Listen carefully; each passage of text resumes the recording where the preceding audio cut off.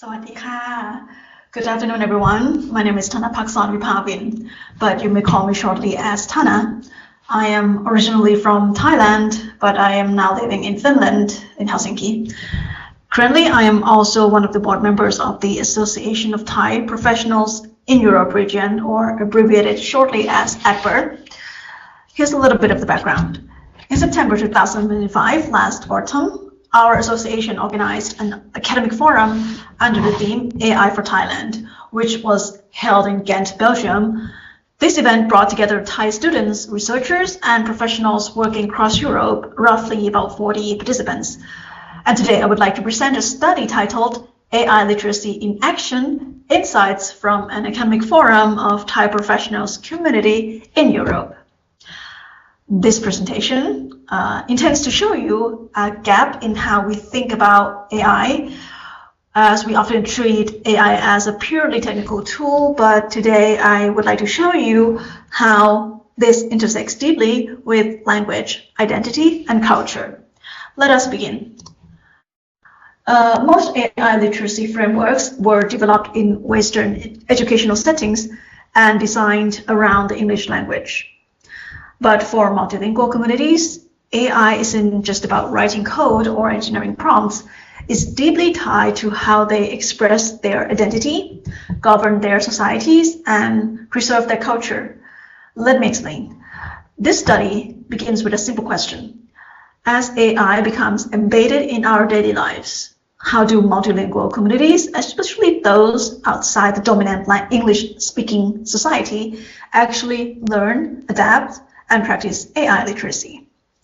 So, to explore this question, I studied the ADPER 2025 Academic Forum, and rather than investigating AI literacy through surveys or classroom interventions, I looked at the forum itself as a living laboratory of AI in practice.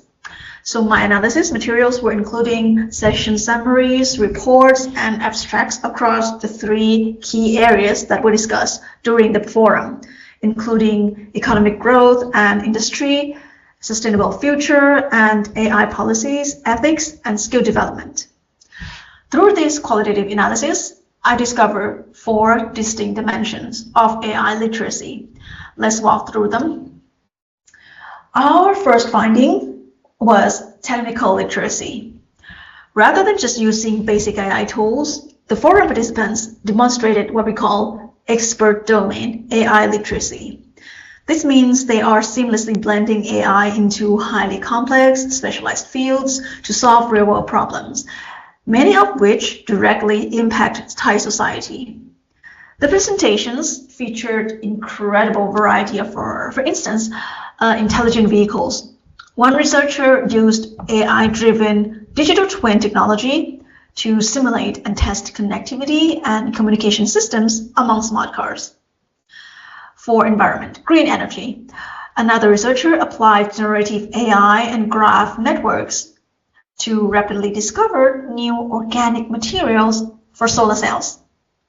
In the dimension of healthcare and ecology, we saw an ecoacoustic monitoring system inspired by human neuroscience, or an ultra-accurate AI model that generates 3D dental gum in a fraction of the time it takes for a human specialist to do. So the key takeaway here is that the AI literacy for these professionals isn't just about knowing how AI works. They actually do creatively embed it into their specific fields of expertise. Moving beyond the technology itself is the second dimension, critical literacy. This involves asking the tough societal questions. Who is accountable? How do we regulate this? What happens to our jobs?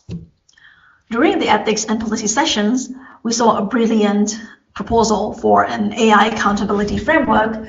It utilized software bill of materials standards, which is essentially creating a transparent, easy-to-read ingredient list or guideline for AI systems, so humans can always maintain oversight. Participants also had honest roundtable debates about Thailand's developing AI laws, raising concerns that the private sector and everyday citizens don't have enough say in policy design yet. Interestingly, the crowd agreed that as workplaces becomes more automated, uniquely human traits like emotional intelligence and empathy become our greatest assets. This proves that AI literacy isn't about logical or cognitive purely, but it is rather deeply social and relational. The third dimension, and perhaps the most distinctive finding of the study, is multilingual cultural literacy.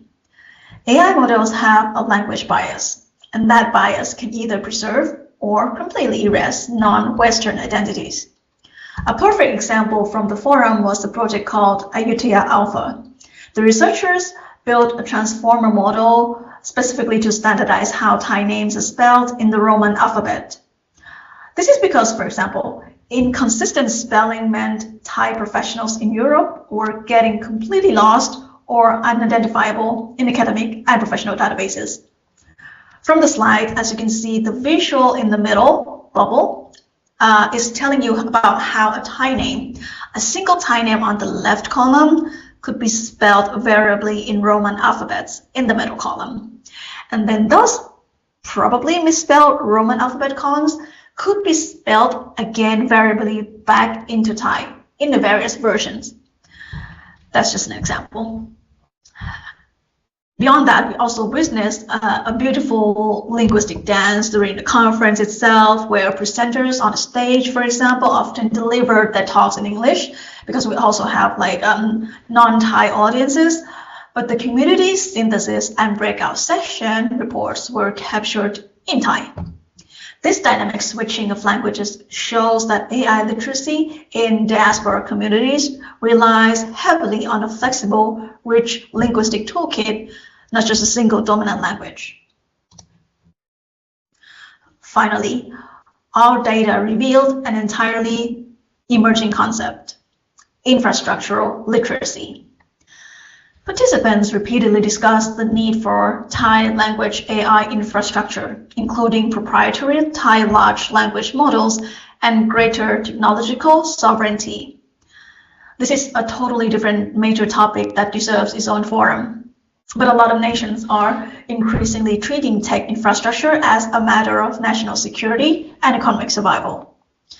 A few days ago, you may have heard that the news about the US government ordered Anthropic to suspend access to its most advanced AI models to foreign nationals. This just goes to show that it's beyond knowing how to use a tool, is the awareness that the underlying digital foundation of AI is not neutral.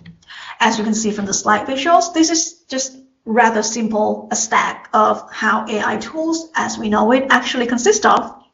This can be inferred from the finding that the localized infrastructure still needs a lot of improvement underneath the surface.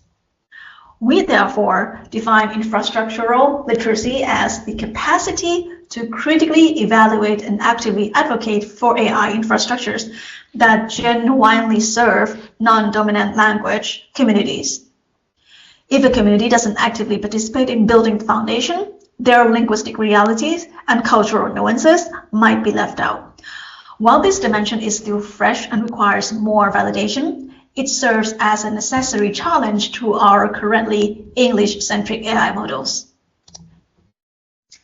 In conclusion, this study argues that we cannot simply copy and paste Western AI literacy frameworks onto multilingual diaspora communities. These communities, however, occupy a unique space. They are constantly navigating global AI systems that were built for their language, not for their culture, not for societal context. However, these diaspora networks, such as AdBird in this case, act as a vital space where professionals can teach each other. They can help translate complex AI knowledge, and they can also help reshape it together for their own realities. Of course, this is merely a single qualitative case of study, so these findings are rather interpretive than universal, but I do hope that this research sparks a larger global conversation about multilingual literacy in the age of AI, especially from Asian and transnational perspectives. And thank you very much, and I look forward to your questions.